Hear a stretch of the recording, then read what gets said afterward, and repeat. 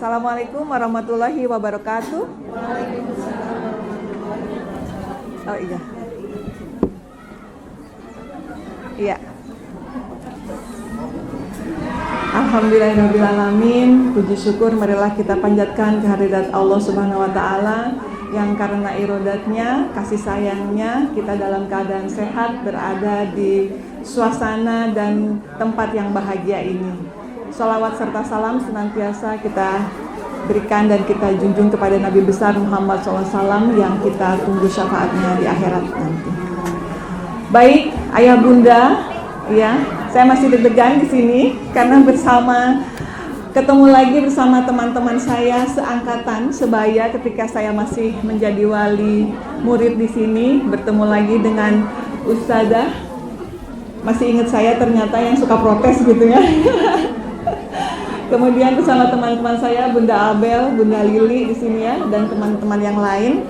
Saya merasa senang ketika mendapat undangan untuk mengisi gitu, karena sebelumnya saya nggak pernah mau. Jadi ketika waktu anak saya masih di kelas 5 gitu ya, kelas 4 gitu, ayo Bunda Salika ngisi dong, enggak, saya nggak pede gitu ya. Karena anaknya masih di situ ya, jadi mungkin rasanya nggak enak gitu ya. Tapi karena anak saya sudah alumni dari SLUH, alhamdulillah loh ya, SLUH itu keren, asli gitu ya. Anak saya itu luar biasa perkembangan untuk hafalannya. Jadi alhamdulillah kita berada di sebuah lingkungan yang sangat mendukung untuk pendidikan anak. Ya, tepuk tangan buat SLUH. Yang keras dong Mbak ya Bunda. Nah, gitu kan. Tepuk tangan lagi buat panitia yang sudah mengumpulkan ayah bunda, luar biasa nih. Ini baru tahun pertama loh, ada family gathering, ada acara outbound dan sebagainya ya. Sebelumnya kan takut ya. Takut mau ada acara udah boleh nggak sih buka masker gitu ya. Dan ternyata alhamdulillah panitianya sangat gercep di sini. Apalagi ada door prize loh di depan. Ada lumayan ya buat oleh-oleh begitu ya. Baik, ayah bunda yang saya hormati, sebenarnya PowerPoint sudah disiapkan, mungkin tidak konektif ya dengan alat yang ada di sini. Alhamdulillah sedang diambilkan karena gambarnya lucu-lucu begitu ya. Saya akan memperlihatkan anak saya yang kecil itu loh, Salika. Jadi ceritanya mamanya sama anaknya kayak gimana gitu ya di foto itu.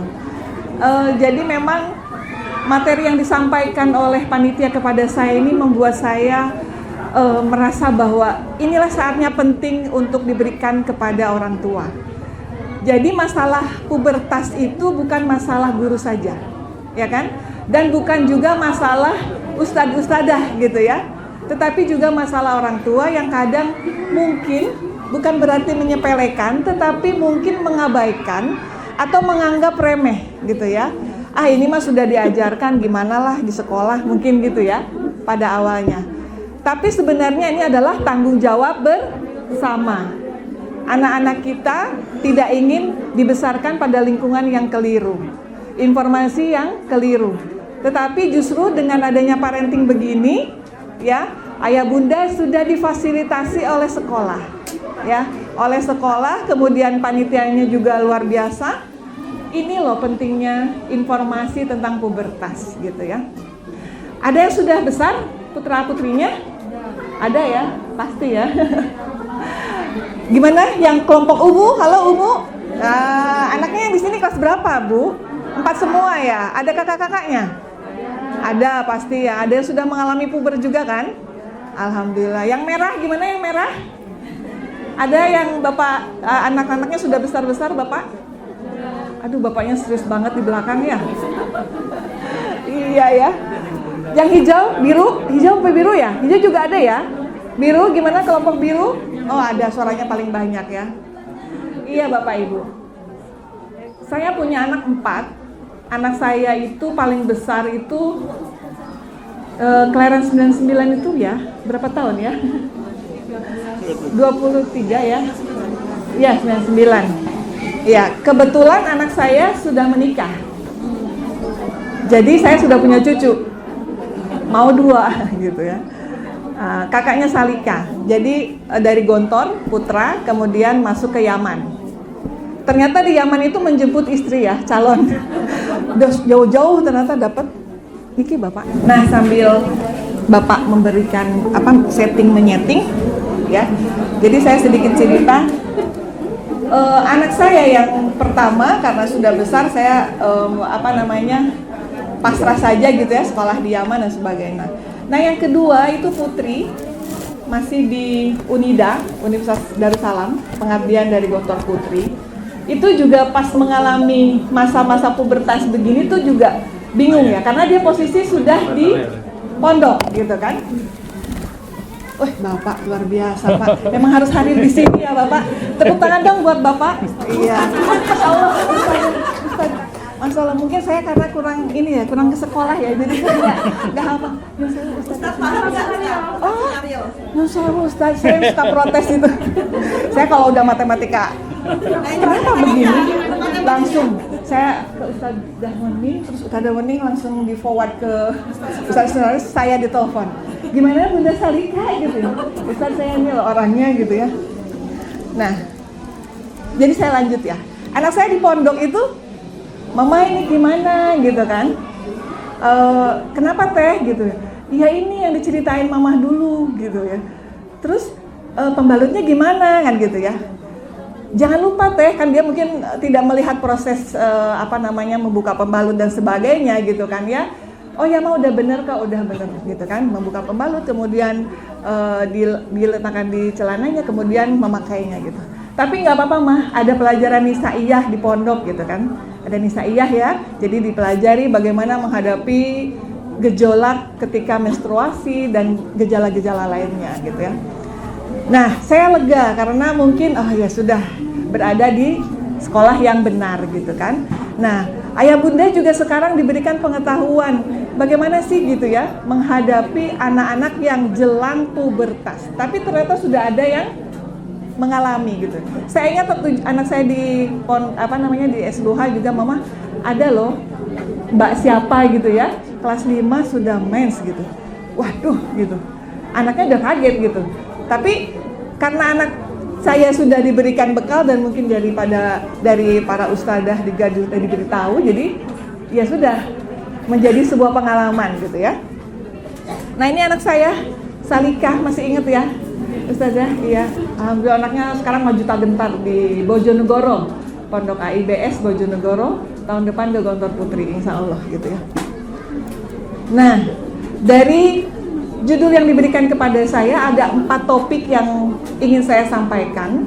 Bagaimana itu pubertas, kemudian ciri-ciri pubertas, dan ternyata kita berada di zaman yang sangat luar biasa ya, zaman milenial, zaman digital, dan bagaimana kita mendampingi anak yang pubertas sekaligus dia tuh berada di zaman digital ini gitu ya. Jadi 2 tema besar sebenarnya. Ini harusnya 4 SKS ya. Sampai sore itu dipadatkan sama saya teh ya.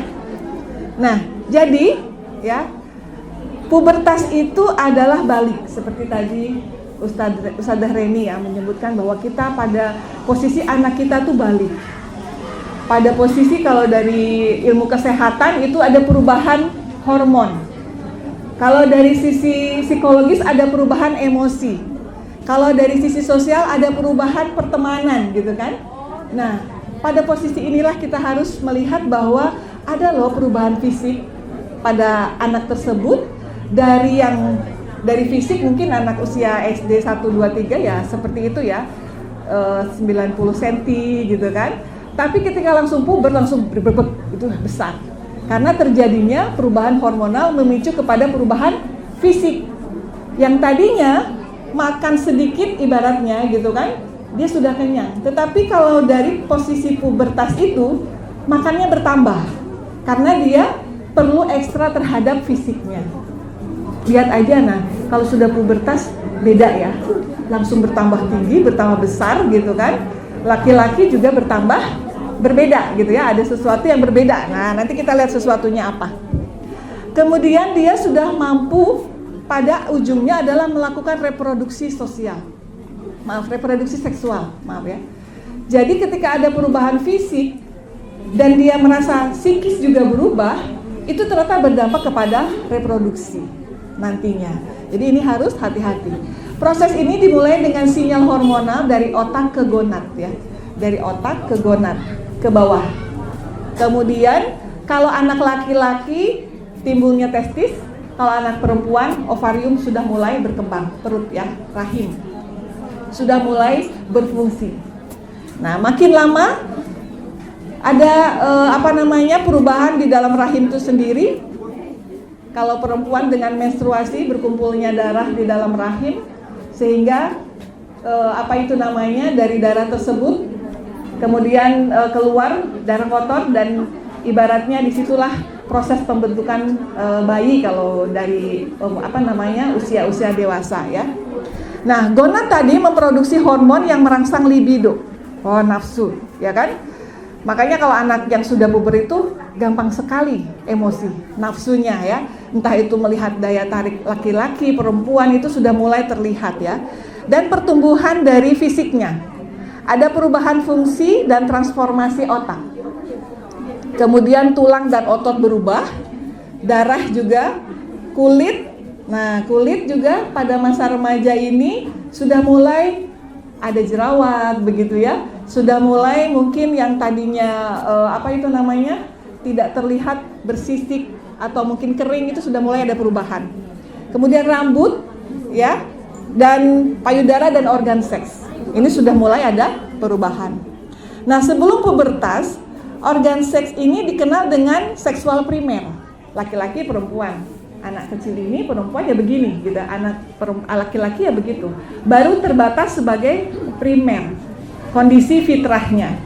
Nah, seiring berjalannya waktu, maka terjadilah perubahan seksual sekunder, yaitu merupakan adanya pengembangan dari fisik perempuan dan fisik laki-laki.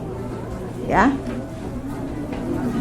Kemudian rata-rata anak perempuan itu mulai pubertas di usia 10 sampai 11 tahun. Sudah mulai kelihatan. Ya, 10 tahun tuh ya kelas 4 ini ya. Betul ya. Kelas 4 ini sudah mulai kelihatan ya. Dan berakhir pada usia 15-17. Ini perubahan pubertas. Jadi ada yang 10 tahun sudah terlihat, ada yang mungkin lambat. Itu tidak masalah ya, bukan sebuah kemunduran ya. Tetapi memang perubahan fisiknya belum mendukung kepada pubertas. Dan anak laki-laki itu lebih mundur usianya di 11-12. Jadi anak kelas 4 yang putri itu berbeda dengan anak kelas 4 yang putra. Lain ya. Kelas 4 putra itu ya heroik, main ya kan. Tapi kelas 4 putri itu sudah kalem gitu ya. Sudah jarang bertingkah begitu, karena dia sudah merasa berbeda. Nah, sekarang perubahan pubertas ini, kalau dulu usia 16-17 ya, usia saya mungkin pubertas itu di SMP ya, zaman kita ya. Zaman kita itu di SMP. Mungkin menstruasi pertama tuh SMP kelas 1 aja sudah wow gitu ya. Tapi sekarang itu ya perubahan karena pola asuh, karena gizi, yang jelas itu makanan ya. Sering makan KFC ya Bunda ya. Aduh, itu teh banyak konsentrat ya. Konsentratnya ke hewani. Ya berapa persen lah ya ke kita gitu, akhirnya membuat konsentrat itu mempercepat pertumbuhan.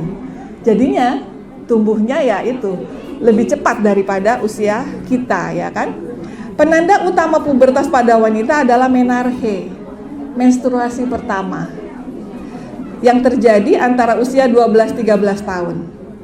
Ya, kalau laki-laki nih ayah di belakang, cobalah sekali-kali ditanya gitu kan.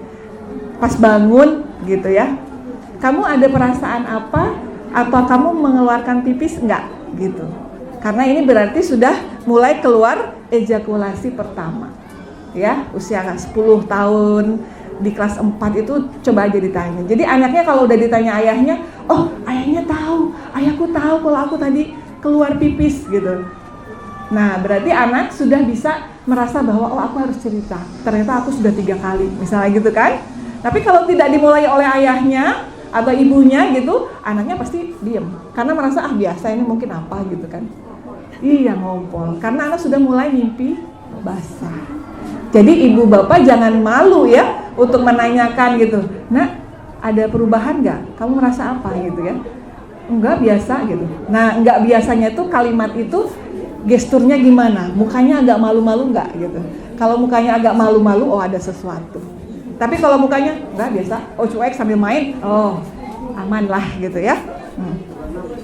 Jadi pada laki-laki ejakulasi pertama terjadi pada usia 13 tahun. Mungkin sekarang ya itu dia 10-11 tahun karena perubahan itu ya. Nah ini ya, ayah bunda coba dicek ya. Kalau anak laki-laki yang belum belum puber, saya lihat gambarnya soalnya ada perempuan di sini. Dia belum muncul apa? Iya, jakun ya. Dia belum muncul kumis. Dadanya belum bidang. Suaranya masih cempreng. Ya, ketika anak ini tadi jalan aja gitu kan, masih begitu ya. Ya itu karena pada dasar lahiriahnya begitu. Dan belum mengalami mimpi basah. Itu yang belum puber ya. Yang kita lihat anak usia SD lah 1, 2, 3 itu masih ramai gitu ya suaranya. Berubahlah pubertas. Nah, mulai kelihatan ada jakun sedikit kecil gitu ya. Kalau pas mandi atau mungkin pas dia ganti baju kelihatan gitu, cobalah ya dicek. Anakku udah kelihatan jakun, waduh udah puber gitu ya. Udah harus terlihat ada perubahan nggak di situ. Udah mulai ada kumis tipis gitu ya. Kumis tipis masih hijau atau masih bagaimana? Nah ya. Nah kemudian dada sudah mulai lebar.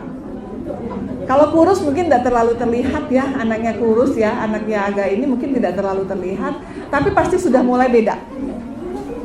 Lebih bidang gitu kan. Kemudian suara ngebas. Kadang masih serak-serak ngebas gitu ya. Anak saya mungkin karena sering ketemu dengan saya tidak terlalu melihat perbedaan. Tapi kalau kakeknya, eyangnya, loh kok suaramu udah beda gitu kan. Oh iya toh kak gitu. Akhirnya dia sudah merasa ada perbedaan dari sisi suara. Nah sudah mengalami mimpi basah. Jadi ayah bunda jangan malu untuk bertanya yang lebih spesifik lagi. Karena urusan begini, kalau anak baca dari media sosial, ya akibatnya mungkin dia pahamnya terbatas ya. Dia pahamnya mungkin tidak leluasa untuk bertanya. Tapi kalau dirangkul oleh ayah bunda, diceritakan, oh nak kamu udah punya jakun, Masya Allah udah besar gitu kan. Oh suaramu udah berubah. Oh sudah mulai gede nih anak bunda gitu kan. Nah dirangkul saja seperti itu. Nah kalau perempuan gimana ayah bunda? Nah ini perempuan ya usia kecil dia pinggulnya belum terlihat ya, lurus biasa gitu kan. Payudara juga belum mulai tumbuh. Suara apalagi perempuan lebih cempreng daripada laki-laki ya. Belum mengalami menstruasi dan belum muncul rambut di bagian tubuh. Nah kalau sudah pubertas gimana? Ketika mulai lemak pinggulnya terlihat gitu ya, oh ini sudah gejala. Mungkin dia tidak terlihat di payudaranya, tetapi lihat di pinggulnya. Kan kalau udah mulai terasa payudara itu, anak juga sudah mulai sensitif ya, sudah nggak mau kesenggol gitu ya, pakai baju sudah mulai hati-hati ya kan, karena memang agak terasa gitu. Sensoriknya di area payudara sudah mulai terasa. Jadi dia sudah mulai ada sesuatu yang berubah di payudaranya. Nah, orang tua yang ibunya mungkin melihat ada perubahan, kok putingnya lebih besar gitu kan. Gimana dek? Ada yang sakit enggak gitu kan? Iya mah, kemarin kesenggol, misalnya pas lagi nulis kesenggol gitu kan. Nah, udah ada tanda-tanda ini ya. Udah terlihat, kemudian suara lebih halus kalau perempuan ya. Coba aja. Suara yang tadinya nadanya nada do tinggi sudah mulai nada sol lah gitu ya. Sudah mulai halus, sudah mulai enak, sudah mulai terlihat ada bedanya gitu ya. Kemudian sudah muncul rambut di bagian tubuh sekitar ketiak. Ya, sudah mulai kelihatan di sekitar ketiak dan di sekitar organ kelaminnya. Nah, ayah bunda jangan dianggap tabu ketika menceritakan ini. Kemudian dianggap bahwa istilah-istilah kalau perempuan mungkin vagina gitu kan, kalau laki-laki mungkin testis gitu, itu jangan dianggap sebuah yang tabu. Nanti kalau anggapannya tabu, anggapannya negatif, nanti akan mental gitu kan. Nanti akan merasa bahwa oh ini nggak boleh dibicarakan, nggak boleh pamali gitu kan. Akhirnya anak akan menutup diri dari informasi dan akan merasa bahwa kayak gini itu menyalahi, ya. Tapi kita di lingkungan terdekatnya justru kita harus memberikan informasi itu bahwa kamu akan terjadi sesuatu pada fisikmu, kayak gitu ya. Coba kamu lihat kalau kamu mandi, anakku gitu, kalau kamu mandi ada perubahan nggak gitu. Mungkin dia sementara kalau nyabun dan sebagainya mungkin nggak begitu perasaannya, oh sabunan aja gitu. Oh iya mah, sudah ada bedanya gitu kan. Nah kalau kayak gitu berarti kamu harus sudah mulai menjaga. Nah menjaganya nanti kita lihat ya di slide berikutnya. Nah bagaimana ketika mendampingi anak yang pubertas gitu ya. Ini sudah mulai action ya. Anak yang sudah mulai pubertas ada yang beda pada sisi kulit. Yang tadi disebutkan, anak sudah mulai berjerawat. Karena apa? Hormonnya dia berlebihan di sisi mukanya. Akhirnya dia tumbuh kelebihan minyak, kemudian berjerawat. Tetapi ada juga sebagian yang tidak keluar. Mungkin memang karena hormonnya tidak tidak mendukung untuk minyak keluar banyak di daerah mukanya, gitu kan.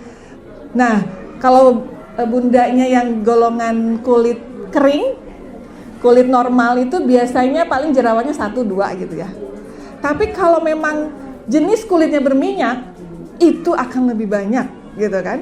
Karena memang produksi minyak di daerah kulitnya banyak, lebih banyak daripada yang belum pubertas. Nah, ini sudah harus mulai kelihatan anak itu sudah mulai aduh ada jerawat gitu ya. Akhirnya muncul tidak percaya diri. Mama harus beliin skincare gitu kan. Aduh anti akne gitu ya, sampai hafal. Pasti anak tuh kan ber-searching ya kan.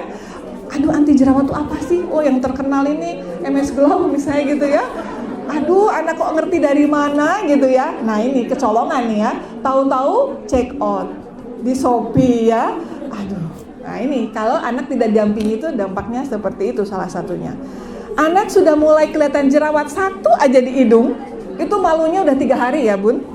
Malu banget gitu. Anak saya juga pernah cerita ketika di pondok, aduh mama aku ada jerawat satu di hidung, lama seminggu gitu sampai bernanah dan sebagainya gitu kan. Ya itu malunya sebulan gitu ya. Karena mesti ada dampak dari teman-teman, jerawatnya udah hilang ya? Kan mesti gitu ya. Kamu jerawatan kemarin sekarang udah hilang gitu. Itu teh panjang dan membuat anak menjadi tidak pede. Maka dampingi anak ketika sudah mulai ada aja jerawat satu gitu ya. Meskipun itu 1 titik, aduh baru merah itu udah pusingnya luar biasa bagi anak. Kalau bagi kita mungkin sudah biasa ya. Aduh sebentar nggak apa-apa jerawat mah gitu kan. Tapi bagi anak, mama malu yang lain belum bisa jerawat, aku sudah. Nah itu ya. Jadi proses percaya dirinya mulai menurun. Nah karena anak sudah mulai berjerawat. Nah ini nomor 2 nih. Perubahan fisik, ya kan bertambah besar. Hormonnya bertambah naik, mempengaruhi kelenjar yang mengeluarkan keringat. Gampang ya, bebeknya itu beda lah gitu kan, bau badan. Entah itu karena mulai cuma nulis aja berkeringat gitu kan, atau olahraga keringatnya berlebihan gitu ya. Sebelumnya nggak beraroma, sekarang jadi beraroma. Kalau anak yang sudah beraroma gitu kan sensi ya. Akhirnya kalau disebut, bau gitu, jangan ya. Tetapi, kayaknya ketika di Pamela misalnya, dari sekolah ke Pamela belok. Mama mau beli deodoran 5, kok banyak mah? Buat papa, buat ayah, buat kamu, buat apa? Kesannya gitu ya, saya juga beli gitu. Padahal mah buat anak, karena anak tersinggung kalau dianggap ada bau badan, ya kan? Ya udah belinya banyak, buat siapa? Buat kakak, buat teteh, buat mbak, misalnya gitu kan. Kenapa kok harus pakai deodoran? Nah gitu ya. Karena kamu ketika belajar bersama temanmu mengeluarkan keringat gitu kan, aromanya kemana-mana, kasihan. Nanti kamu tidak ada temannya, dijauhi. Nah pakai ini aja dulu. Biar apa? Biar kamu mainnya masih bareng-bareng sama teman, kamu nggak dijauhi. Karena malah harum. Nah gitu ya. Yaitu sebelum masuk ke tidak pede, ibu cut dulu. Ini loh, pakai deodoran ini bagus. Oh jadi harum badanmu. tambah ini lagi parfum gitu kan. Parfumnya jangan diketek ya, misalnya gitu. Tapi di sini aja, misalnya gitu kan. Boleh-boleh saja. Nah, yang ketiga, anak sudah mulai ejakulasi dini. Tadi ya. Dan anak ketika sudah seperti itu, terangsang sedikit yang laki-laki itu sudah ereksi. Meskipun mungkin ketegangannya kecil, gitu kan? Nah, kalau seperti ini, anak mungkin jadi kaget. Oh, aku terjadi ereksi, gitu kan? Anak yang cowok. Wah, pasti minder. Karena takut ketahuan temannya. Nah, kasih tahulah di rumah, nah, kalau kamu terjadi ketegangan karena misalnya ada sesuatu yang menarik, misalnya gitu kan, entah itu lihat teman, entah itu ada apa gitu kan, yang merangsang terjadinya ereksi, cepat-cepat istighfar ya. Nah, kalau istighfar kan low frekuensinya ya, maka akan menurunkan tegangan ereksi tadi. Ya, jadi anak yang laki-laki pun pasti akan terasa seperti itu. Yang keempat nih, ya, bagaimana mendampingi anak yang menstruasi tadi, mulai menstruasi. Saya ingat itu waktu saya masih bersama mertua di Pondok Mertua Indah, gitu kan. Kebetulan anaknya asisten ibu saya itu SD ya, mungkin kelas 6 gitu, sudah mens pertama. Kami tidak tahu, terus dia memakai pembalut, nggak melepas itunya, perakatnya, ya kan? Kemudian akhirnya tembus kemana-mana dan merasa bersalah, ya kan? Karena namanya anak asisten ya, duduk jadi belepotan dan sebagainya, merasa bersalah. Terus saya tanya, gimana dek, kamu masang pembalutnya? Ya sudah, ditempel aja. Oh, berarti ibunya emang tidak memberitahu kalau ada lemnya gitu ya. Masa ya ibunya nggak ngasih tahu kan gitu ya. Dan ada lagi, ketika membuka lem kebalik gitu kan. Kasihan atuh ya, kena kulit atuh ya. Waduh, ini ibunya ya memang pemalu ya ibunya gitu kan. Sampai-sampai ya gimana cara merapetnya gitu, kebalik. Ya sudah, maka harus ada pendampingan bagaimana ketika mulai menstruasi dan sanitasi membersihkan ya. Bagaimana Bunda membersihkannya? Gimana Bunda membersihkannya? Ya, dibersihkan pembalutnya, jangan langsung dibuang, dicuci dulu, ya. Karena makhluk di luar sana itu senang yang kotor-kotor, ya kan?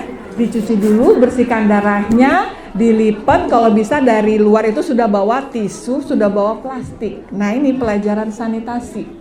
Kan sudah mens, kamu harus ingat bahwa pembalut harus bawa juga tisunya, harus bawa juga plastiknya ke kamar. Jangan sampai udah di dalam baru teriak-teriak, mama, bunda, plastik gitu kan, yang nggak enak ya. Bawa sekalian, karena ini adalah ilmu perlindungan dari rasa menstruasi tadi ya, rasa malu ketika keluar, iya Bu, bawa apa itu kan gitu ya. Tapi kalau udah masuk di plastik ya kan ketutup ya gitu. Kemudian bagaimana mengalami perubahan mimpi basah? Tadi sudah disinggung di cerita awal ya. Kalau anak sudah ditanya gitu ya pagi-pagi gitu, anaknya mungkin ada perubahan apa ketika bangun. Kenapa dek? Ada sesuatu ya? Kamu mimpi basah gitu. Iya mama kok tahu gitu kan, misalnya bunda kok tahu. Gak apa-apa, itu alami, berarti kamu sudah mulai berubah, sudah mulai sedikit dewasa gitu ya.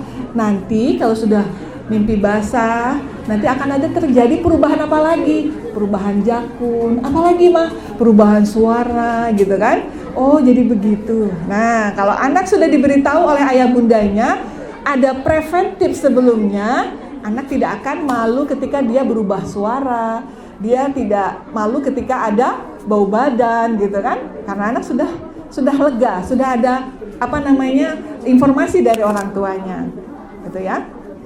Nah, ayah bunda yang nomor 6 ini jangan lupa diberitahu ya, bagaimana mencukur rambut di kemaluan ya. Tetapi mencukurnya katanya tidak sampai bersih, nah gitu.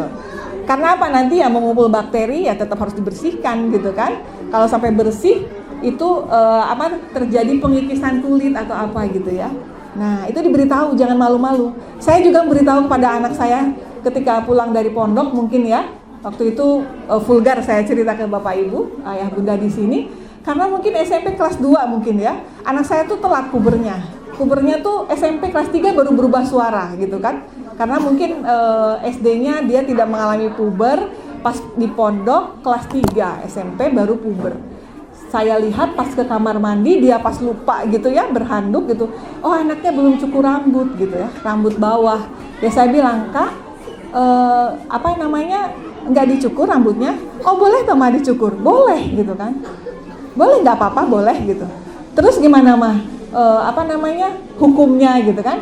Oh, diceritakan ya nggak masalah, secara kesehatan bagus. Bakteri tidak mengumpul di situ, keringat juga tidak mengumpul di situ, sering dibersihkan bagus gitu. Oh ya sudah. Dan akhirnya dia ya tahu di pondok dia aman-aman saja gitu kan. Nah, ini ya Bunda ya. Satu, mendampingi anak mengalami perubahan fisik tadi. Ya. Yang kedua, bersabar dan siap menjadi teman. Nah, ini ya. Karena perubahan hormon selama pubertas bisa mempengaruhi tubuh dan pikiran anak, ya kan? Aduh, aku ini sudah sedikit berubah nih, ada payudara sudah sedikit sakit nih, gitu kan? Si anak kan sudah mikir di sini ya, sudah bingung gitu kan? Nah, ini berarti selain menghadapi perubahan fisik, anak remaja juga akan bergumul dengan pikiran dan perasaannya, khawatir, malu, begitu ya. Dan mereka merasa bingung atau mungkin memiliki emosi yang kuat tapi belum bisa diatasi. Ya, sensi. Ya itu tadi, kesenggol sedikit sensi gitu ya. Omong sedikit agak gimana aja gitu ya. Kok suaramu jadi begini? Nah, digituin aja udah. "Mama kenapa sih?" Nah, itu udah sensi. Karena apa? Karena ada perubahan fisiknya tadi, ada pikiran-pikiran yang berkecamuk. Nah, jadi Bapak Ibu, Ayah Bunda siap-siap menjadi teman. Ya. Selain itu, selain mereka merasa terlalu sensitif, mudah marah, cemas terhadap penampilan mereka, biasanya anggota keluarga akan bertanya dan akan terkena dampaknya dari perubahan suasana hati remaja. Ya kan? Pasti yang kena itu adalah kita-kita dulu. Karena anak pelampiasannya pada kita ya. Anak mungkin merasa, "Aduh, aku kok dijauhi teman." "Kenapa Dek kamu dijauhi teman?" misalnya gitu ya. "Nggak tahu, katanya aku bau," misalnya gitu. Nah, dampaknya ke kita, marah-marahnya ke kita gitu kan. Itulah. Jadi kita harus mendampinginya menjadi teman gitu ya. Cobalah untuk bersabar, tetap tenang saat menghadapi ledakan amarah dari anak remajanya. Tunggu sampai anak tunggu sebelum anak tenang sebelum mengajaknya berbicara. Jadi kalau lagi emosi tinggi, diamin aja dulu. Nah, kalau lagi makan, nih ya Bu ya, trik untuk menasihati anak itu pertama lagi makan. Karena apa? Frekuensinya sedang ada pada tahap alfa. Kalau lagi makan tuh enak toh? Enak tuh kan bahagia. Bahagia itu kalau menerima nasihat mesti masuk. Coba aja, yuk kita makan steak yuk gitu ya, Ayah Bunda, yuk kita makan steak. Padahal ada nasihat di belakangnya ya. Makan steak kan lagi enak nih. Barulah cerita. Nah, gitu kan. "Begini, kelihatannya kamu kok ada gini. "Iya Mah, mesti jujur." Itu kalau lagi makan tuh insya Allah jujur, karena frekuensinya lagi low. Nah, yang kedua, ngajak ngobrolnya ketika mau tidur. Mau tidur, diusap gitu ya. Kalau mungkin udah besar jarang ya diusap ya. Nah, sekarang ngusap aja. Ngusap. Kalau bapak-bapak gitu ya, kalau mau tidur gitu sambil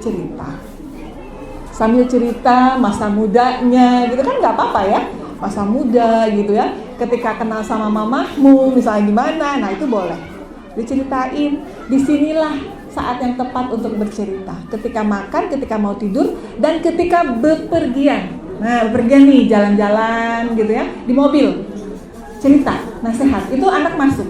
Karena anak sedang menikmati indahnya perjalanan. Nah, kalau menikmati indah perjalanan itu, anak itu masuk, gitu ya, untuk menerima masukan dari orang tuanya.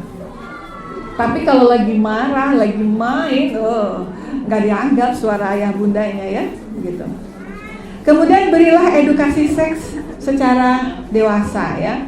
Karena pubertas itu proses di mana laki-laki dan perempuan menjadi dewasa secara seksual. Jadi memberikan edukasi seks pada remaja adalah hal yang penting ketika masuk pubertas. Seperti ini. Luar biasa dong panitia ditepukin. Ditepukin, keren gitu kan. Karena merasa bahwa tema ini penting gitu ya. Anak kita, betul pas umurnya gitu. Kalau dinasehatin sama ustadzah mah sudah biasa gitu ya. Tapi orang tuanya juga harus punya wawasan gitu ya. Nah ini kalau saya mata kuliahnya psikologi pendidikan. Ada satu SKS itu bagaimana pubertas gitu. Jadi mahasiswa pun juga, oh iya ya, saya juga dulu begitu gitu kan. Maksudnya ada perubahan fisik itu mulai terasa. Tapi mungkin orang tua karena backgroundnya bukan dari ilmu ini, misalnya seorang ibaratnya pedagang gitu kan, ahli ekonomi, pengacara gitu kan, ilmunya mungkin ada, tetapi mungkin belum tega untuk menyampaikan gitu kan. Bisa jadi karena ya sudahlah nih baca buku gitu kan. Tapi kan beda kalau kita merangkul langsung anaknya. Nah, anak perlu memiliki pemahaman yang baik tentang sistem reproduksi. Jadi kalau perlu ayah bunda ini buka Google tentang reproduksi. Nih perempuan kalau gambar tengkoraknya begini, gambar saluran pembuluh darah begini, gambar saraf begini, laki-laki begini, perempuan begini. Nah itu boleh. Sampai kita juga baca ya kan, kita baca nih apa ini gitu kan. Oh ternyata gitu ya, ketika menstruasi itulah embrio itu menyatu, ya darah-darah itu menyatu kemudian menjadi bayi. Proses bayi gimana? Mesti ditanya ya kan. Ibu dulu hamil gimana ya? Nah itu mesti ada pertanyaan begitu. Terangkan dengan buku. Ya kan kalau kita membaca bersama itu akan enak nampaknya ya. Nah jadi bukan hanya alasan tahu saja, tetapi juga harus tahu konsekuensi dari melakukan hubungan seks. Itu lebih jauh lagi. Ketika anak sudah tahu reproduksi, seperti ini perempuan, seperti ini laki-laki, fungsinya apa, gitu kan ya. Kalau sesuai waktunya akan terjadi apa? Dari sisi usia, dari sisi kedewasaan, kematangan, gitu kan. Kalau sudah menikah, berarti sudah siap secara fisik dan psikis itu jiwa, maka akan terjadi hubungan suami istri dan akan melakukan hubungan seks. Dampaknya adalah hamil, melahirkan, dan punya tanggung jawab yang besar. Oh, jadi konsekuensinya panjang, gitu kan? Akibatnya si anak akan preventif. Oh, aku harus menjaga ini, harus menjaga organ tubuh aku dari mulai kepala sampai kaki. Kalau perempuan dengan menutup aurat, menjaga pertemanan, gitu kan? Menjaga diri, jangan sampai kesenggol dan sebagainya. Yang laki-laki juga menjaga mata, misalnya gitu ya, menjaga mata supaya menahan nafsu dan semuanya. Karena kalau sudah berhubungan dengan nafsu, libido, udah lupa kadang, gitu kan? Nah ini konsekuensinya adalah seperti apa? Nah anak perempuan perlu tahu bahwa mereka bisa hamil, dan laki-laki perlu tahu kalau mereka akan menjadi seorang ayah. Wah, udah berat itu tanggung jawabnya ya, dan panjang nanti ceritanya. Tapi nggak apa-apa, sebagai upaya preventif perlu diberikan. Kemudian membangun citra diri yang positif. Nah ini dampak media sosial itu banyak memberi pengaruh kepada anak remaja. Hal itu bisa membuat mereka membandingkan diri loh ya dengan teman-teman. Apalagi sekarang IG begitu kan ya, TikTok, informasi tentang skincare, tentang yang gimana. Kalau anak belum waktunya, tetapi anak sudah melihat sesuatu yang belum waktunya, gitu kan, berbahaya sekali.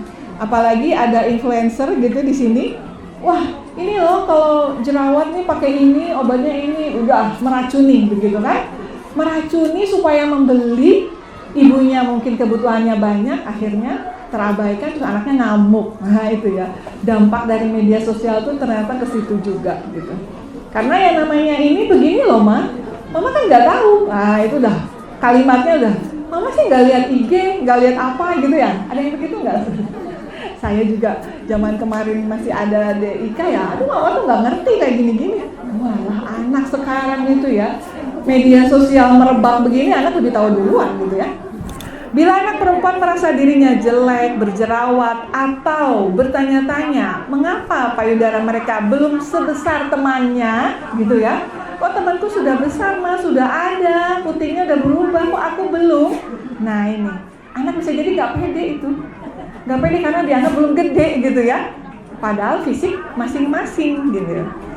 Nah, yakinkan kepada anak mereka tidak usah melihat perbedaan itu. Kamu sudah cantik luar dalam. Kalaupun temanmu seperti ini, kamu nggak usah takut, nggak usah bingung. Nanti juga kamu akan nyampe pada tahap itu dan kamu sudah siap, gitu.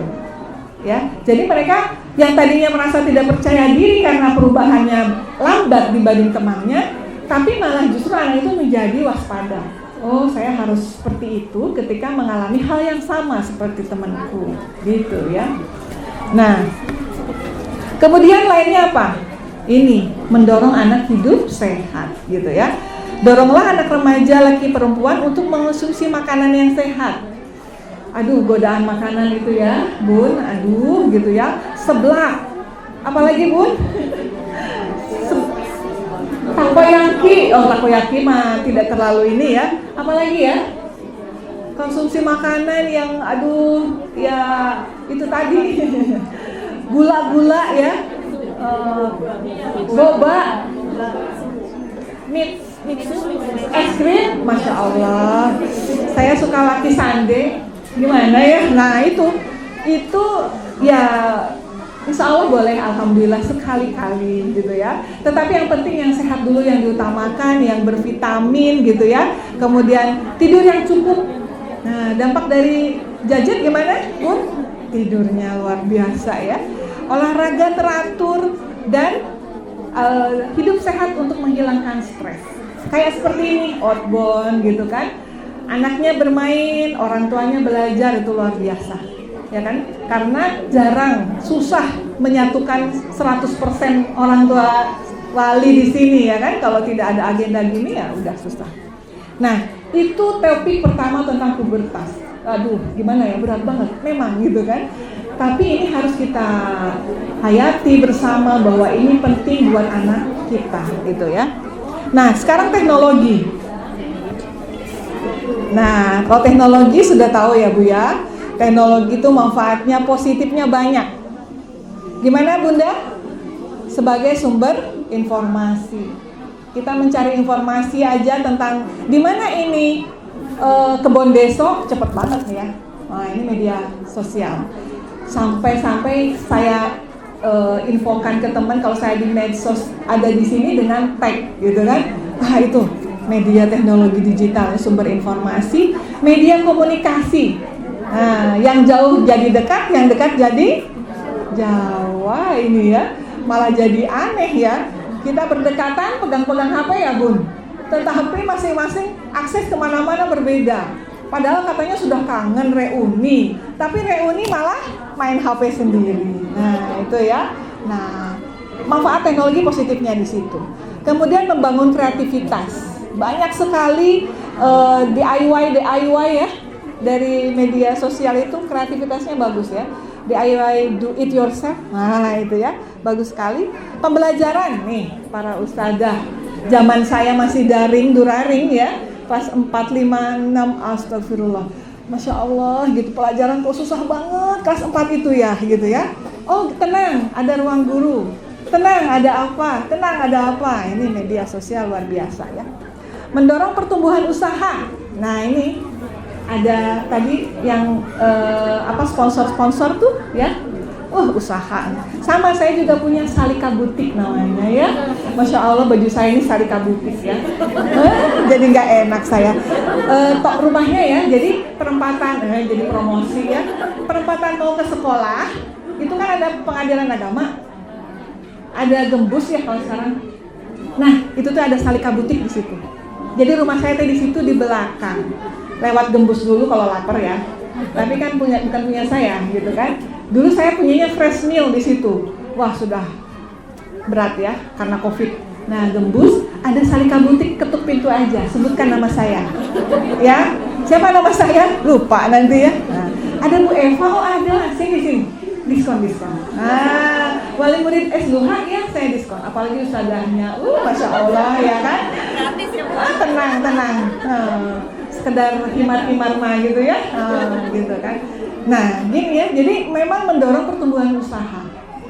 Nah, kemudian promosi gitu kan, dari bisnis itu menjadi besar. Ada pelayanan publik. Dulu kalau ngantri dokter gimana Bunda?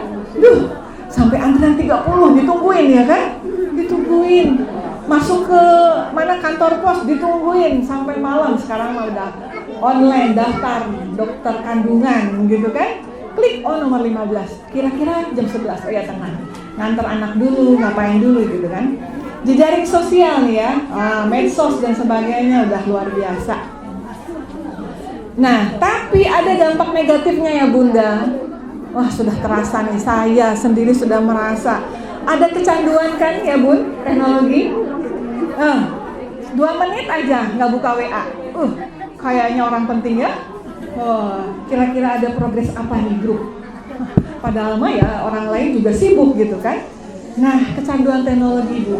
Namanya apa? Nomophobia. Gak kebawa laptop gak apa-apa, tapi gak kebawa HP balik kanan ya kan?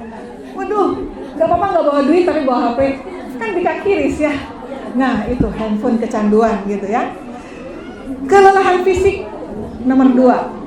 Anak juga demikian.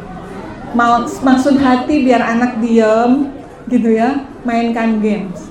Pertama dia jadi kecanduan, yang kedua kelelahan fisik mata. Ya. Kebetulan saya belum ada fotonya. Tidak saya sampaikan foto di sini. Kelelahan fisik mata yang sampai ada kasus saraf matanya kena. Ya kan? Karena sering buka HP berlama-lama, main game, lupa waktu. Nah, kebetulan gitu kan, kena saraf mata. Ketiga, gangguan sosial menyebabkan anak kesulitan bergaul di dunia nyata. Karena apa? Ketika anak di dunia ini ya, IG dan sebagainya kan itu bisa fiktif ya. Artinya kamu lagi mana? Lagi tidur, lagi apa? Padahal mah nggak di situ. Karena apa? Karena menutupi sesuatu misalnya gitu kan. Tapi anak akan berdampak kepada kehidupan sosialnya. Orang yang introvert, anak kecil yang sudah mulai introvert, dia akan leluasa banget bereksplorasi dengan handphonenya. Ya, karena dia akan cari orang nggak ngerti saya, gitu kan? Saya akan begini, nggak malu. Nah, orang introvert itu justru searchingnya lebih gencar daripada yang ekstrovert. Karena apa? Karena kalau ekstrovert kan dia bisa bertanya, "Mah ini apa? Mah itu apa?" gitu kan. Kalau introvert, malu. Udah, saya bertanya lihat ini aja, cari Google. Gimana kalau menstruasi? Kan gitu kan? Karena apa? Malu sama mamahnya kalau ditanya menstruasi gitu kan.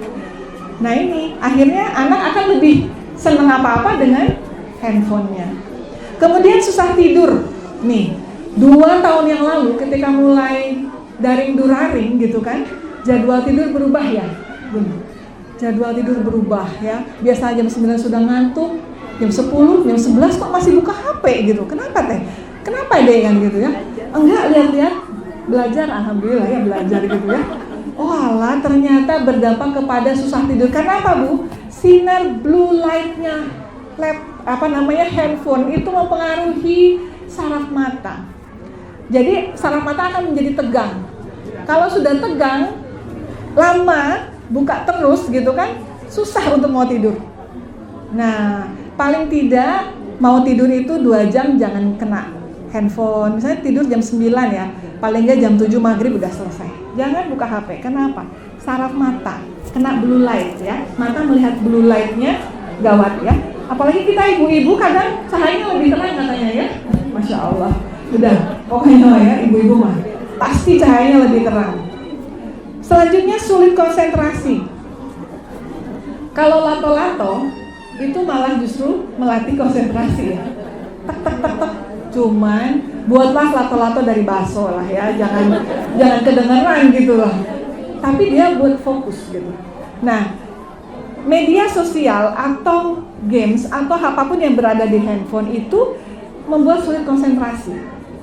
Karena apa? Karena pasti anak akan berusaha untuk mencari tahu gitu kan.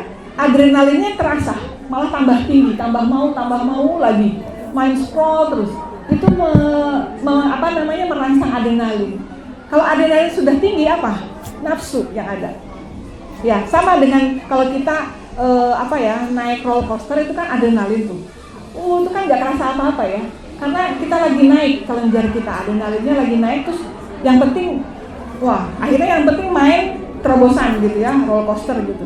Nah, kalau sudah terpacu oleh game, terpacu oleh handphone dan sebagainya, nah itu akan sulit konsentrasi. Ya. Kemudian radiasi otak. Ada yang memang pernah sakit, kemudian otak mengalami sesuatu, akhirnya ternyata dia kena dengan saraf otaknya, ya sudah. Ada yang sampai matanya merah dan sebagainya, itu udah kasihan ya. Kemudian dampaknya adalah penurunan prestasi belajar. Tapi sepertinya anak-anak di sini enggak ya, Ustaz ya? Pinter ya. Enggak ada yang menurun prestasinya, baik-baik semua. Karena apa? Karena rajin mengaji. Iya, alhamdulillah. Kemudian perkembangan anak terganggu karena apa? Menahan haus. Lagi main HP kadang kita satu jam nggak minum juga nggak kerasa ya. Itu karena apa? Konsentrasi penuh kepada fokus gitu ya. Akhirnya tidak ada rasa dari haus itu keluar karena tertutupi oleh fokus tadi. Nah, pada anak kecil nih, anak-anak yang sudah mulai pegang handphone dan sebagainya kelamaan, itu mesti minum dan makan itu harus ditemenin. Ayo minum, kamu belum minum loh. Udah dari tadi belum makan udah disiapin, udah 2 jam belum dimakan. Nah, itu dampaknya ya. Kemudian perkembangan anak terganggu, menahan haus dan terpengaruh negatif yaitu berkata-kata kasar. Ya, ayah bunda kan tidak ngajarin kan kalimat kasar. Sekolah juga tidak ngajarin, tapi media sosial keluar itu kalimat-kalimat negatif. Nah, ini sebenarnya banyak yang harus kita pelajari ketika menghadapi anak yang digital. Yang pertama, melindungi anaknya dari ancaman era digital, tetapi tidak menghalangi anak untuk mengembangkan potensi. Jadi siapa tahu anak memang senang robotik ya, anak senang utak-atik, laptop dan sebagainya. Mungkin diawali dari seperti ini. Kemudian tambahkan pengetahuan Anda tentang perangkat digital. Ya, jadi ayah bunda itu tidak hanya membeli handphone, tidak hanya membeli laptop, tapi tahu, oh ini spesifikasinya apa. Oh, kalau membuat biar anak itu tidak searching sesuatu yang pornoisme itu harus ngekat apa. Historinya kelihatan. Oh, aku harus melindunginya pakai apa. Nah, gitu ya. Jadi harus ada ilmu untuk itu. Hal ini memudahkan untuk mengarahkan dan memonitor anak, gitu. Kedua, mengarahkan penggunaan perangkat media digital. Jika anak sudah terpapar perangkat digital, sebaiknya diarahkan untuk komunikasi efektif. Ya, sepakati waktu penggunaan perangkat digital. Disepakati ya, kamu sekolah dari jam 6 sampai jam 3 sore. Berangkat ya, jam 6 sampai jam 3 sore. Waktunya untuk buka handphone boleh dari asar saja. 4:30 sampai 5:30, 1 jam. Boleh? Boleh. Setelah itu off karena harus belajar mengulang untuk pelajaran berikutnya. Kok cuma sebentar gitu. Oke, selanjutnya setelah Isya 10 menit saja. Nah, gitu kan. Jadi mengatur waktunya, deal-dealannya itu sudah jelas gitu. Karena sekali waktu anak diberi penghargaan ya ayah bunda. Oh, seminggu ini kamu hanya 1 jam loh, luar biasa. Sehari 1 jam, luar biasa. Oke, minggu depan kita ke McD. Nah, gitu ya. Luar biasa anakku, kamu sudah bisa mengatur jam, membuka handphone, ngerjain tugas dan sebagainya. Oke, minggu depan kita kemana? Nah, itu menghargai anak dengan seperti itu. Kemudian mengimbangi waktu media digital, kenalkan pengalaman dunia nyata untuk mengimbangi paparan media digital. Dengan bagaimana? Olahraga, bermain, sekali-kali ke Museum Sono Budoyo, gitu kan? Museum Avandi. Jadi tidak hanya ikut jadwal sekolah, tetapi ayo kita ke sana yuk, ke museum ini, museum itu, ke mana misalnya gitu kan. Nah, dengan aktivitas yang positif. Meminjamkan perangkat digital sesuai keperluan anak. Jadi anak belajar mengendalikan diri, menggunakan handphone. Kemudian pilih program aplikasi yang penting saja, karena berdampak kepada pertumbuhan anak. Mendampingi dan meningkatkan interaksi komunikasi ya. Ada triknya ya, ayah bunda, seandainya mau menasehati anak laki-laki, ayah, ya, itu di telinga kiri. Coba aja, nak sini nak. Bisik-bisiknya di telinga kiri. Apa gitu ya? Coba aja di telinga kiri. Karena laki-laki itu lebih auditorial, lebih ke telinga. Jadi kalau menasehati, nah, besok kalau buka HP gitu kan, besok kalau gini-gini, telinga aja. Dan intim. Intim itu artinya tuh dekat, jangan pakai emosi. Ya, dekat aja, gini, pakai telinga. Tapi kalau anak perempuan, tatap matanya. Anak perempuan itu kan visual. Kan ibu-ibu kan kalau nggak matching baju kan nggak suka ya. Itu visual itu. Jarang ibu-ibu atas bunga-bunga, bawah kotak-kotak kan jarang ya. Karena mesti yang dilihat eye-catching dulu. Makanya anak itu kalau dinasihati tatap matanya, aduh masya Allah, gitu-gitu ya, pipinya dilus. Karena anak mesti senang dipuji, baru nasihatin. Akan lebih nerima daripada sambil makan, gitu ya, marah-marah, pulang dari kantor sore-sore di jalan, itu wah sudah mental itu ya. Tapi kalau kita frekuensinya turun, kemudian kita tatap anaknya, aduh anaknya masya Allah cantik, gitu. Ya Allah anak bunda, ya Allah udah besar sekali, gimana ya besok, ya ampun, besok kamu kemana nak, perguruan tingginya di mana nak, aduh di Amerika alhamdulillah, kalau mau ke Amerika begini ya nak, wah cerita gitu. Jadi saya ketika mendoktrin ya, anak saya mau masuk pondok begitu, dek, kamu mau kemana? Kamu mau gaji apa? Dolar apa rupiah? Anak saya bilang, mau dolar dong, Mama. Dolar itu ke pondok, Kak. Gitu. Loh, kok ke pondok? Gak ada hubungannya kan sebenarnya ya. Di pondok itu kamu belajar bahasa Arab, bahasa Inggris gitu kan. Temanmu dari luar Jawa, dari Kalimantan, Sumatera, itu tuh ya. Belajar begini-begini. Kamu nanti kuliah di Amerika, ada buku bahasa Inggris, kamu translate bahasa Indonesia, jadi duit, Kak. Oh gitu, berarti harus ke pondok mah? Ke pondok, padahal mah enggak gitu. Karena bahasa saya mungkin nggak nyampe untuk anak itu untuk mendoktrin dia ke pondok misalnya gitu. Bahasa anak. Oh kamu mau gaji dolar, oke, ke pondok. Kayak gini. Waktu itu saya buka buku 5 Menara. Paham ya ayah bunda, 5 Menara dari Ahmad Fuadi. Cerita, di sini pondok sambil baca. Padahal kan saya bukan orang pondok ya. Saya baca, kayak gini teman, iya gini cerita, anaknya mau, gitu kan. Apalagi dia Salika. Kalau Salika karena sering saya bawa ke pondok ya, sering nengok kakaknya ya sudah. Ya Mama Abel ya, membawa virus kepada semuanya. Ayo ke pondok Gontor, gitu kan. Kalau ke sini mungkin ke mana Yayasan Abu Bakar ya, Abu Bakar. Bagus, alhamdulillah, masya Allah. Ya itu, jadi dicarinya itu waktu yang tepat dengan cara memandangnya. Ya bunda ya, coba aja nanti praktekin. Puji dulu anaknya, masya Allah, puji dulu di depan mata dia, gini dan sebagainya. Besok kamu begini. Kalau kamu mes tuh gini ya dek. Nah gitu ya. Kalau ada teman yang begini, zaman anak saya kan ada inian ya, terus ada cincingan ya. Cincingan gitu ya. Saya teman ini, kamu temannya itu kan gitu. Nah, itu dikasih tahu teman yang baik itu gimana, teman yang mendukung belajar itu gimana. Nah, itu cari tahu di situ.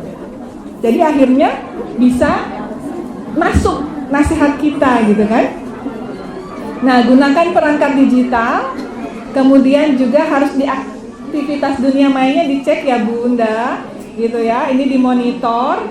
Ini saya sudah terlalu lama ya.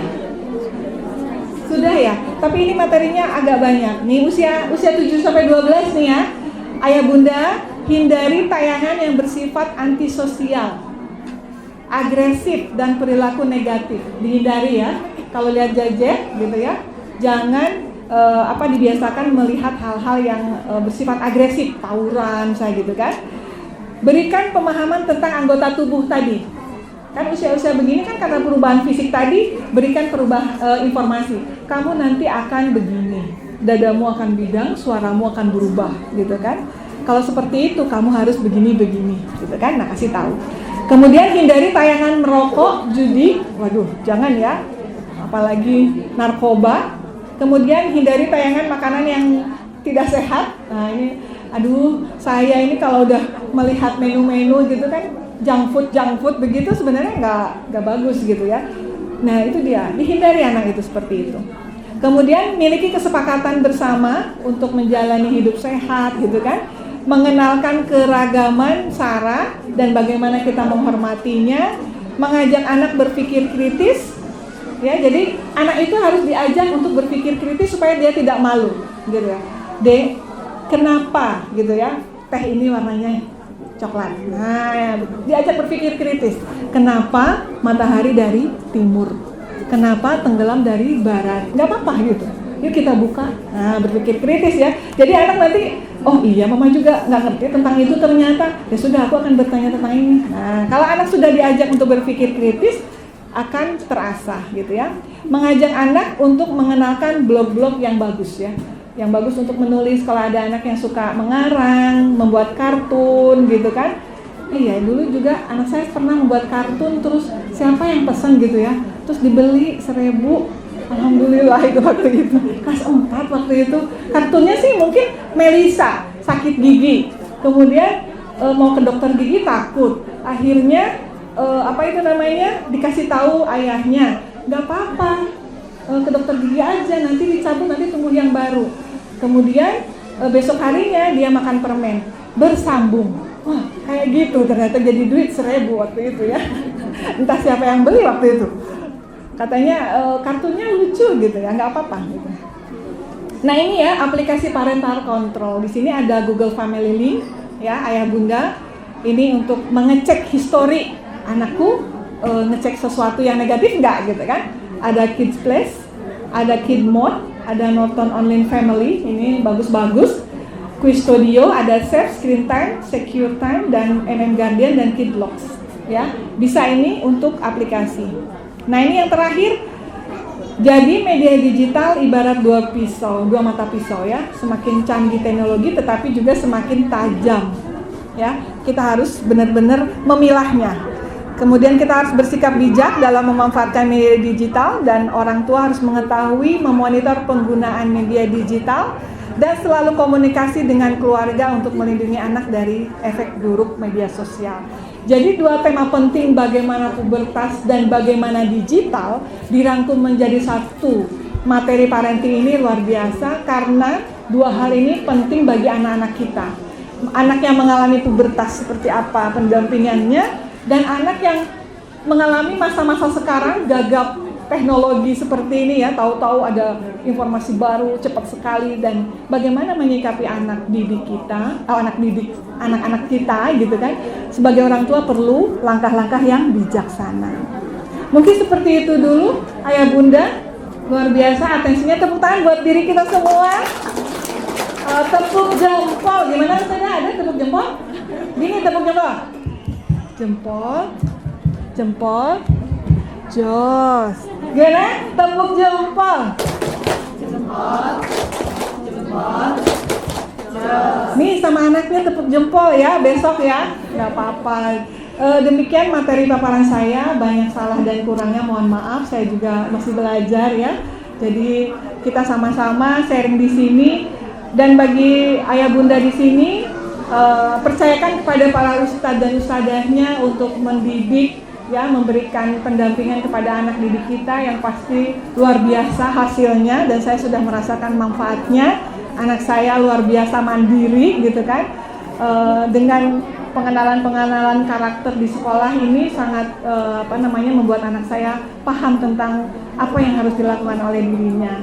Jadi ini saya senang sekali berada di lingkungan SLUHA meskipun saya sudah alumni, tapi insya Allah menjadi pengalaman saya untuk bersama-sama bersilaturahmi bersama ayah bunda semua. Terima kasih Bunda Lili dan para panitia yang sudah luar biasa mengadakan agenda ini.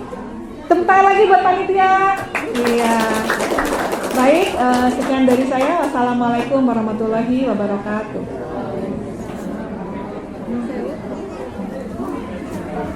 Kesemutan. Alhamdulillah, Masya Allah, luar biasa.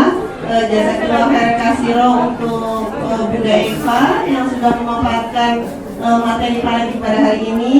Mudah-mudahan apa yang telah disampaikan oleh Bunda Eva nantinya bisa menjadi bekal buat kita nih Ayah Bunda untuk mendampingi anak-anak kita di dalam masa pubertas. Mungkin ada yang mau bertanya, boleh Ayah Bunda? 3 pertanyaan. Oh monggo Bunda, langsung mawon ya, karena waktunya memang sudah jelang zuhur. Monggo. Assalamualaikum warahmatullahi wabarakatuh. Perkenalkan, nama saya Setia Bu Eva. Saya wali dari salah satu murid di 4C yang kebetulan adalah ikhwan atau cowok semua aja. Bu Eva, kebetulan saya belum punya anak cewek, jadi anak saya cowok semua gitu. Tadi tentang pubertas ini menarik. Saya ingin bertanya, untuk mimpi basahnya anak cowok itu ketika pertama kali, apakah ada istilahnya sebuah rasa atau bagaimana diperasakannya, atau hanya sekedar mimpi basah? Kalau anak dewasa atau bapak-bapak laki-laki dewasa dan sebagainya, mereka kan sudah terkontaminasi ya. Mohon maaf bapak-bapak yang di belakang mungkin.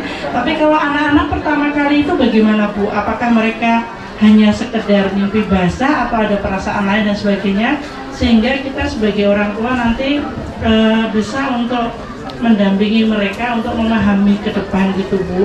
Itu yang pertama. Kemudian yang kedua, mengenai dengan dunia anak sekarang, apalagi kemarin dengan COVID kita banyak daring dan sebagainya, itu mereka mengenal dengan gadget akhirnya gitu. Bahkan dunia pembelajaran anak juga semuanya sudah serba internet gitu ya. Kebetulan anak saya itu tidak nge-game, tetapi dia kecanduan dengan beberapa teori yang dia sendiri anggap itu butuh penjelasan. Katakanlah sebagai contoh, dia menemukan konang-konang Bu kemarin tuh, dia memang agak sedikit mengenal pemahaman yang dia ingin jauh lebih pahami. Dia sebagai contoh, dia menemukan kunang-kunang, kemudian dia udahlah Kak, istirahat dulu. Gimana dulu tuh habis pulang dari tempat putingnya itu, enggak Bun, aku tuh pengen memahami kunang-kunang tuh bagaimana. Akhirnya dia browsing sampai lama, makanannya apa, hidupnya berapa ini dan sebagainya. Dan akhirnya itu keterusan ketika memang dia senang dunia binatang Bu. Jadi setiap pengen memahami apa itu, dia berlama sekali di depan komputer yang ada di rumah itu. Karena memang saya tidak memegang dia dengan HP. Jadi dia kalau sekali sudah pulang ke rumah, dia langsung hidupkan komputer atau laptop yang ada di punya kami gitu. Kadang kita kasihan karena dia sudah full day, kemudian istilahnya kalau bermalam atau berlama sampai malam di depan laptop dan sebagainya, itu kan juga kurang istilahnya dan sebagainya. Bagaimana menghadapi anak-anak yang berpola seperti ini? Terima kasih Bu. Assalamualaikum warahmatullahi wabarakatuh. Waalaikumsalam warahmatullahi wabarakatuh. Pertanyaan 1 boleh nggak dijawab sama bapak-bapak? Iya. Dari ilmu yang dibaca gitu ya, dari buku yang dibaca, iya, perasaan itu pasti ada ketika anak mulai pertama kali mimpi basah gitu ya Bun. Nah, pertama pasti anak dia entah mimpinya nggak jelas ya, mimpi yang nggak jelas itu biasa. Kemudian juga besoknya dia terdapat gitu ya, mendapati celananya basah gitu ya. Mungkin awal-awal mungkin merasa oh ya sudah nggak apa-apa gitu. Tapi seiringnya ilmu yang dia terima, mungkin oh ini namanya mimpi basah tuh ini gitu. Nah kalau anak itu tidak merasa ini adalah harus ditanyakan pada orang tua, akhirnya sambil lalu kan. Tapi karena orang tua punya kewajiban untuk mengenal apakah anaknya sudah mimpi basah dan sebagainya, otomatis kita bertanya, nah kamu pernah mimpi basah gitu kan? Kalau sudah terlanjur, iya mah pernah. Gimana waktu itu? Coba ceritakan gitu kan. Yang nggak tahu mah pokoknya tahu-tahu pagi-paginya keluar aja kan gitu ya. Bahasa anak tuh cepat gitu. Tidak terlalu menganggap ini penting karena ya kan. Oh gitu gitu. Tapi perasaanmu gimana gitu? Ya sepertinya mimpinya sih nggak jelas mah gitu. Nah berarti memang pada saat itu belum ada sinkronisasi ya antara mungkin mimpi dengan kenapa keluarnya. Tetapi itu adalah perubahan fisik Bun. Saraf ya, saraf testisnya itu sudah mulai siap artinya gitu. Jadi secara physically organ laki-lakinya itu sudah siap, berupaya dengan cara oh dia mulai terjadi ereksi tegang, gitu kan? Sarafnya mulai kesenggol sedikit tegang, gitu kan? Nah, dari awal itulah si anak sudah harus merasa bahwa oh aku ada perubahan secara fisiknya. Feelingnya dia mungkin pastinya menganggap biasa, tapi selanjutnya karena kita tidak memberikan informasi, akhirnya dia juga biasa saja.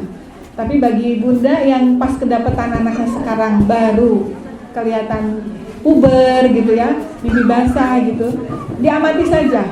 Pasti dia sudah mulai yang tadinya rada rame jadi agak pemalu gitu kan. Yang tadinya misalnya itu tadi gitu ya, warawiri, rame dan sebagainya, dia akhirnya lebih mencari informasi dari laptop gitu. Jadi pasti ada perubahan fisik dan perubahan psikisnya.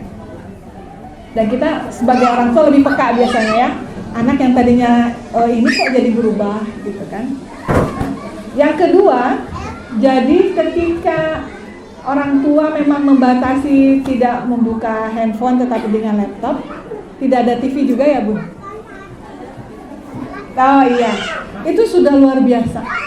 Dan itu bukan suatu kesalahan Bunda ya. Gak apa-apa. Dan kita fasilitasi dengan cara ya berikan kebebasan kepada anak tersebut untuk mencari informasi. Karena masa usia seperti itu adrenalinnya tadi itu berbeda. Jadi rasa ingin tahunya lebih banyak gitu. Kalau bergerak dia lebih akan banyak bergerak. Tapi kalau tipikal dia senang pintar gitu ya, senang mencari tahu dan sebagainya, akan lebih banyak mencari tahu dibanding sebelumnya. Maka berikan keleluasaan, tetapi mungkin tadi dibatasi gitu kan, dari jamnya. Kemudian juga kita punya historinya gitu ya Bun. Anak sudah buka apa saja ya.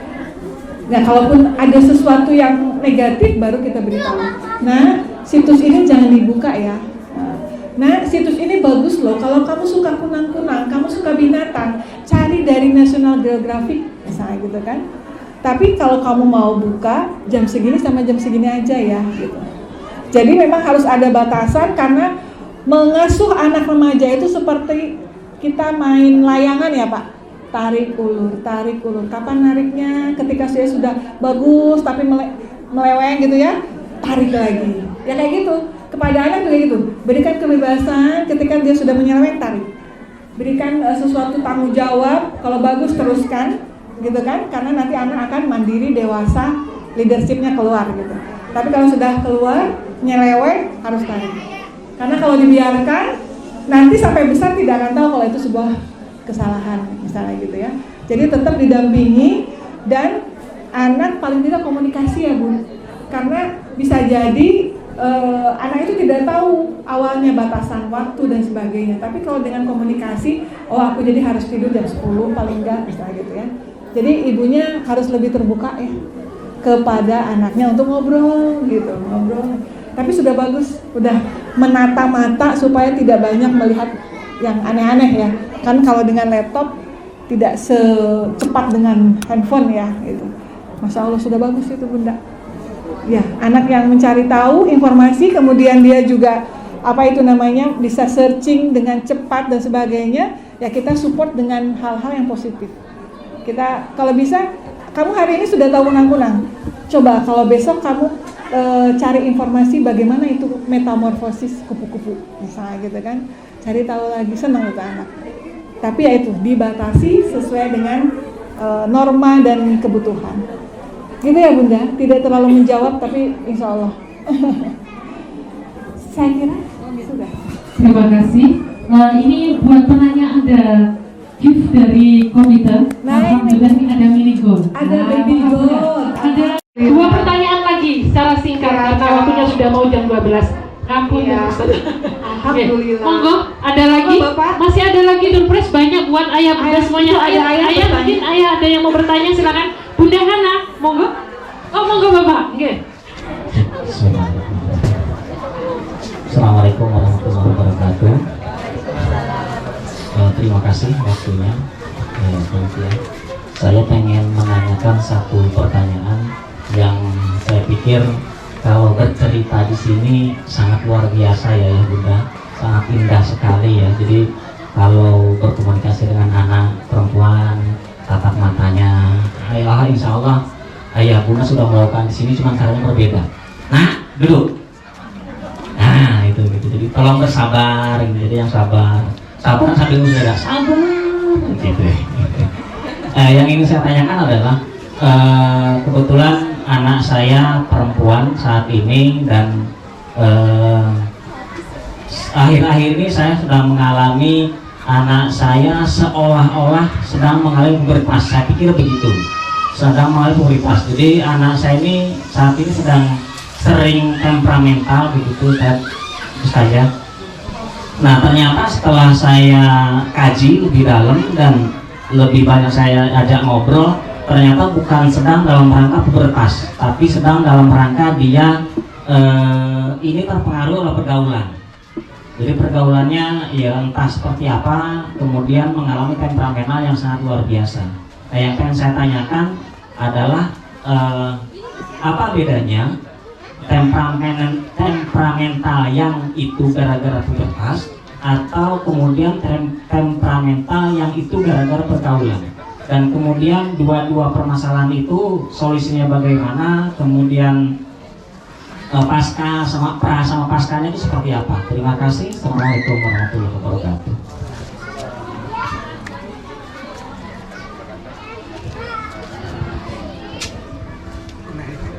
Ayah mau baby gold. Ya kan? Iya. Alhamdulillah.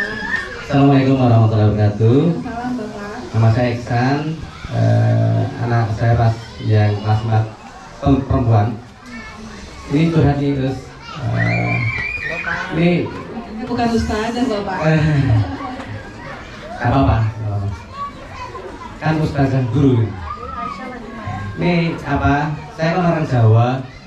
Setiap komunikasi sama anak tuh biasanya anak tuh cenderung harusnya tunduk gitu. Tapi ini anak saya nih melihat terus rasanya ini kok rasanya anak ini kok mau marah sama saya gitu.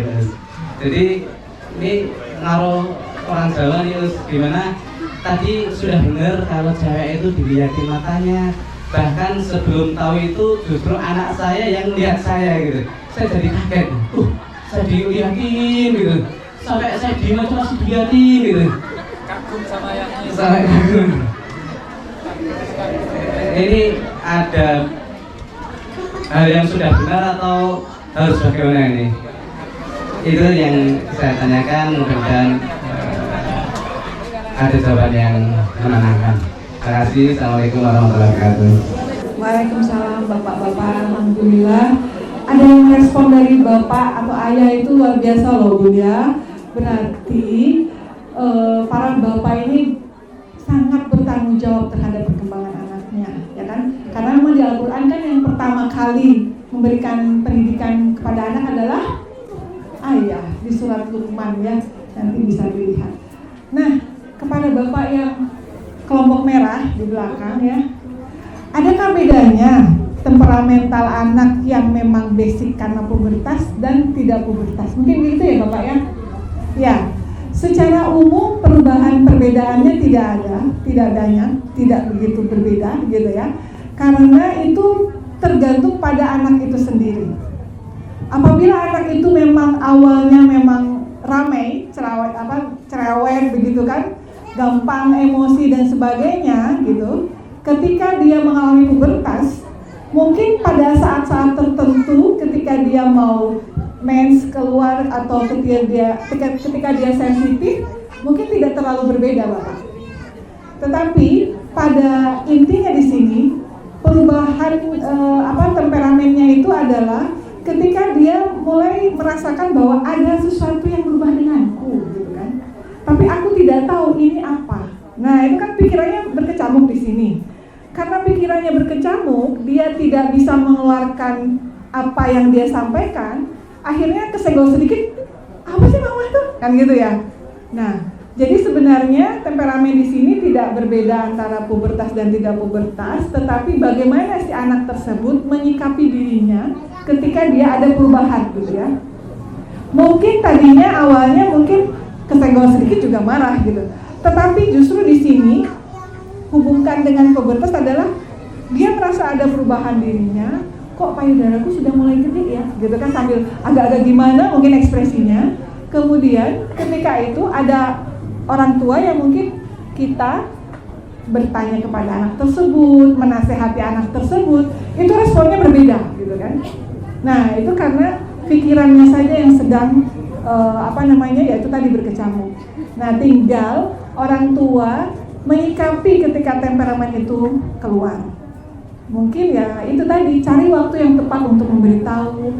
Kalaupun cara memberitahunya ya yang enak buat anak, gitu kan. Kan masing-masing anak berbeda ya. Mungkin ada anak yang kalau dikasih tahu sekali ya bisa gitu ya. Ada anak yang berkali-kali sampai ini yang udah ke-10 loh ya, gitu ya. Nah, itu dia. Jadi temperamen itu pada dasarnya tidak berbeda, namun akan lebih sensitif, gitu kan? Akan lebih sensitif dan lebih langsung kena pada psikisnya. Nah, jadi di sini kita perlu sedikit lebih low ya, tidak terlalu banyak ikut emosi dengan anaknya. Supaya apa? Supaya nggak negatif ketemu negatif jadi tambah ramai ya, gitu ya. Anaknya sudah negatif, kita positif lah biar agak low, gitu kan. Jadi jangan sampai selalu bersinggungan. Nah, begitu ya Bapak. Jadi yang kita sama-sama belajar menghadapi anak yang lagi kalau bahasa psikologinya adalah badai ya, storm, karena dia merasa perubahan tadi. Baik, untuk selanjutnya pertanyaan ke Bapak yang baju merah juga ya. Alhamdulillah ya Pak, kita masih menjunjung tinggi adab ya. Bagaimana kita harus berperilaku kepada orang tua, sopan santun dan sebagainya. Dilalah gitu hari gini anak-anak itu berani menatap orang tua. Artinya menatap dengan positif nggak apa-apa kan ya, baik dan sebagainya. Tapi kalau apa ini, wah udah sakit rasanya hati ya Bapak ya. Nah, oleh karena itu Bapak mungkin ada pendekatan yang berbeda. Yang biasanya kemarin dicuekin kayak gitu, sekarang Bapak rangkul, gitu kan? Bapak rangkul anaknya yang biasanya kemarin tidak pernah dirangkul, sekarang dirangkul aja. Meskipun perempuan dirangkul aja. Kasih tahu kepada anak itu ada adanya. Ya, kasih tahu dengan kalimat yang seenak mungkin kepada anaknya. Nak sini nak. Dulu gitu kan, misalnya cerita bahwa dulu ya. Sebentar ya Bapak ya, kita berdoa bersama dulu. Ya, baik Bapak Ibu, menjawab pertanyaan Bapak yang berkacamata ya, tidak ada salahnya dalam hal ini. Jangan menjaga image gitu ya, menjadi bapak terus akhirnya malu dengan anaknya merangkul ya, jangan ya. Karena ibaratnya anak itu bagi perempuan adalah cinta pertamanya kepada bapak, yang laki-laki itu cinta pertamanya. Jadi bapak jangan merasa, oh ini tuh urusan ibu, urusan bunda, urusan mama, jangan ya. Tetapi kita bersama-sama merangkul anak tersebut, duduk bersama, ikut memberikan nasihat. Ya itu tadi, kapan nasihat yang tepat? Bapak Ibu yang mau difaham terhadap anaknya. Beritahu bahwa ayah memberitahukan ini adalah untuk kamu. Begini loh nak, 1, 2, 3, 4, 5 sampai 10 misalnya gitu kan. Tentu dengan santunnya bapak itu akan membuat anak lebih menerima daripada dengan emosi gitu kan. Si anak akan mental gitu ya. Jadi ibaratnya kalau kita ingin memberitahukan itu dengan frekuensi yang low gitu ya. Kita memberitahukannya dengan nada yang sangat membuat anak itu, oh aku nggak lagi dimarahin. Beda kan kalau lagi dimarahin dengan dinasehatin dengan cara yang baik gitu ya. Tapi dengan frekuensi yang low, kemudian juga tidak bermaksud menyalahkan. Karena kalau menyalahkan nanti anak merasa menjadi keliru, salah, objek kan gitu ya. Tetapi justru anakku, ini bukan kesalahanmu ketika kamu begini-begini, tapi juga bapak, ayah yang tidak memberitahukanmu tentang adab. Berarti yang salah siapa? Bapak. Nah gitu kan. Kalau anak merasa, oh iya salah papa, akhirnya anak merasa, oh kalau gitu salah bersama ya. Kalau salah bersama, tidak akan merasa bahwa ini suatu kesalahan yang fatal gitu. Tapi ayah akan keliru kalau ayah tidak menyampaikan ini kepada Luna, yaitu satu, kamu akan dianggap dihargai oleh orang lain kalau kamu juga menghargai orang lain dengan cara kalau berbicara dengan orang tua gitu kan, tidak mendongak gitu kan, matanya yang seperti apa yang begini misalnya gitu ya. Jadi disitulah ayah bunda memberikan masukan kepada anaknya dengan maksud-maksud tertentu, dengan bahasa yang baik, bahasa yang diterima dan tidak mengajari gitu ya. Supaya apa? Supaya diterima oleh dirinya. Ya kalau putri ya Pak, putranya ya. Nah, putri udah berikan pujian dulu Pak. Anak putri itu dipuji dulu gitu, anak ayah gitu kan, luar biasa. Kamu udah capek ya hari ini ya. Oh, ayah lihat kamu juara. Kalau nggak juara, ayah lihat kamu aktif tadi. Nah, sekarang, nah gitu ya. Jadi memang anak putri itu harus dipuji, visual gitu ya. Tapi kalau anak laki-laki tadi, telinga. Sok aja, bapak di sini kan kalau digombalin ibu-ibu kan meleleh ya. Nah itu sama telinga. Tapi kalau ibu-ibu diberikan baby gold, udah langsung matanya berbinar ya. Nah begitu ya, memang visual untuk anak perempuan itu di mata. Begitu ya Bapak, mudah-mudahan nanti komunikasi dengan anaknya menjadi lebih baik, anaknya jadi tambah sayang Pak, asli. Jadi nanti anaknya akan lebih dekat dengan ayah bundanya, khususnya dengan ayahnya.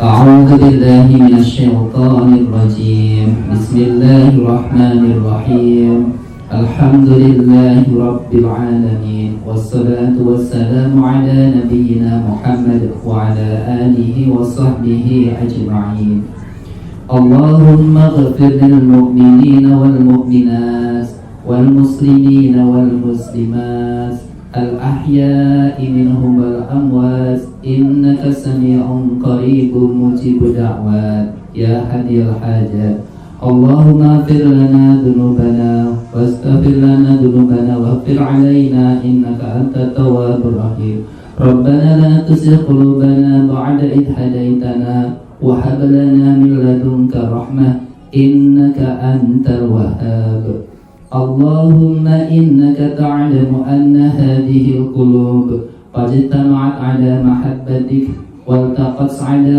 طاعتك وتوحدت على دعوتك وتعهدت على نشرة شريعتك فوسك اللهم رابطتها وعدم مدها واهدها سبلها واملأها بنورك الذي لا يسرع صدورها بفيض الإيمان بك وجميل التوكل عليك وأحيها بمعرفتك وأمسها على الشهادة في سبيلك إنك نعم المولى ونعم النشير وصلى الله على سيدنا محمد وعلى آله وصحبه وسلم تسليما سبحان ربك رب العزة عما يصفون والسلام على المرسلين والحمد لله رب العالمين السلام عليكم warahmatullahi wabarakatuh.